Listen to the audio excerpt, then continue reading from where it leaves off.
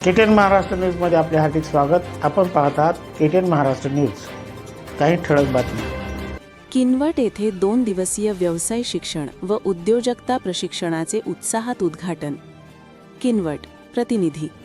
येथील मातोश्री कमलाबाई ठमकी इंग्रजी शाळेत आज 13 मार्च रोजी सकाळी 10 वाजता व्यवसाय शिक्षण आणि उद्योजकता या विषयावरील 2 दिवसीय प्रशिक्षणाचा शुभारंभ मोठ्या उत्साहात करण्यात आला।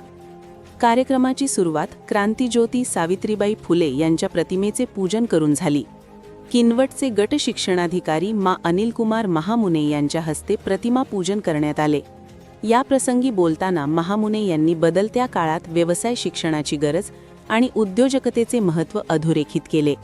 या कार्यक्रमासाठी प्रमुख अतिथी म्हणून मुख्याध्यापक बिभीषण पाळवदे, प्रा विजय खुपसे, मुख्याध्यापक मोहन जाधव, अनिल येरेकार, संजय केंद्रे यांची उपस्थिती होती।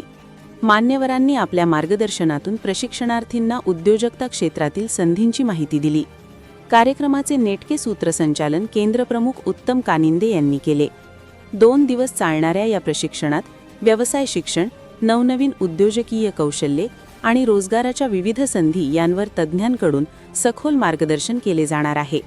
या प्रशिक्षणासाठी तालुक्यातील शिक्षक आणि प्रशिक्षणार्थी मोठ्या संख्येने उपस्थित आहेत।